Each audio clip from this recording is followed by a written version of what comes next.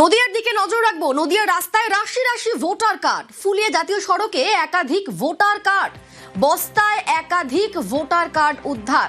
আমাদের সঙ্গে রঞ্জিত রয়েছেন প্রতিনিধি আমাদের। রঞ্জিত, এই এতগুলো ভোটার কার্ড জাতীয় সড়কে কিভাবে এলো এবং সেই ভোটার কার্ডগুলো কোথাকার? দেখো, একেবারে যে শান্তিপুর থানার 12 নম্বর জাতীয় সড়ক ফুলিয়াতে ভোরবেলায় স্থানীয় বাসিন্দা দেখতে পান বস্তা পড়ে রয়েছে একটি, এবং তাতে কিছু ভোটার কার্ড বেরিয়ে রয়েছে। এবং এরপরে যখন বস্তা করে দেখা হয় চক্ষু চড়কগাছ সমস্ত ভোটার কার্ডগুলি বসিরহাট এবং সড়কনগর এলাকার।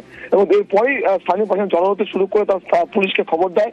পুলিশ এসে বস্তা ভর্তি ভোটার কার্ডগুলো উদ্ধার করে নিয়ে যায়।